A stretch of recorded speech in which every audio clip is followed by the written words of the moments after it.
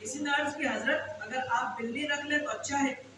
فرمایا مجھے ڈر ہے کہ چوہا بلی کی آواز سن کر پڑوسی کے گھر میں چلا جائے گا.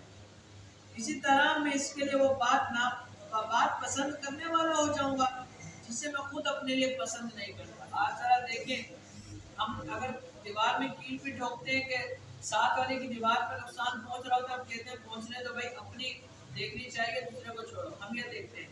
لیکن یہاں پر بزرگ نے کیا کہا کہ اگر میرے گھر سے چوہے بھاگ گئے تو میرے پڑوسی کے گھر میں چلے جائیں گے تو وہ تکلیف میں آ جائے گا.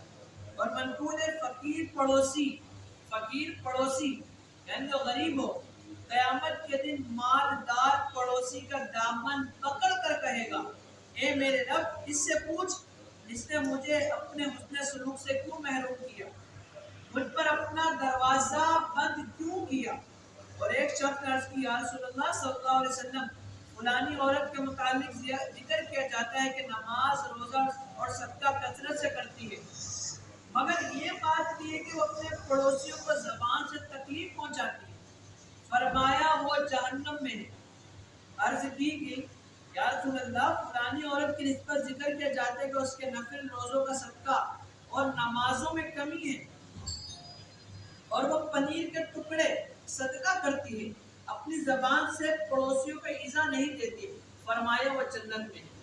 دیکھیں ایک عورت کے بارے میں کہا زکوٰۃ دیتی ہے، روزے رکھتی ہے، نمازیں پڑھتی ہے، لیکن اپنے پڑوسیوں کو تکلیف دیتی ہے. فرمایا وہ جہنم میں ہے. ایک کے بارے میں کہا کہ وہ یہ سب چیزیں نہیں کرتی. فرمایا وہ جنت میں ہے. فرمانے مصطفیٰ صلی اللہ علیہ وسلم میں پڑوسی 3 قسم کے ہیں. بعض کے 3 حق ہیں، بعض کے 2 اور بعض کے 1 حق ہے. جو پڑوسی مسلم اور رشتے دار اس کے 3 حق ہیں. پڑوسی کا حق، دوسرا حق اسلام، نمبر 3 رشتے داری کا حق. پڑوسی مسلم کے حق میں 2 حق ہیں، پڑوس کا حق اور حق اسلام اور پڑوسی کا حق.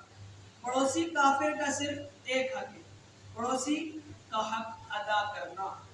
اور حضرت بایزید بستامی رحمۃ اللہ تعالی علیہ کو یہودی پڑوسی سفر میں گیا، اس کے بال بچے گھر میں رہ گئے. رات کو یہودی کا بچہ روتا تھا. آپ نے پوچھا بچہ کیوں روتا ہے؟ یہودن بولی گھر میں چراغ نہیں ہے، بچہ اندھیرے میں گھبرا جاتا ہے. اس دن سے آپ روزانہ چراغ میں خوب تیل بھر کر روشن کر کے یہودی کے گھر بیچ دیا کرتے تھے. جب یہودی لوٹا تو اس کی بیوی نے یہ واقعہ سنایا. یہودی بولا جس گھر میں با یزید کا چراغ آ گیا وہاں کفر کا اندھیرا کیوں رہے گا، اور وہ سب کے سب مسلمان ہو گئے. سبحان اللہ. آج ہم اگر اپنے اوپر غور کریں تو ہم یہ سب چیزیں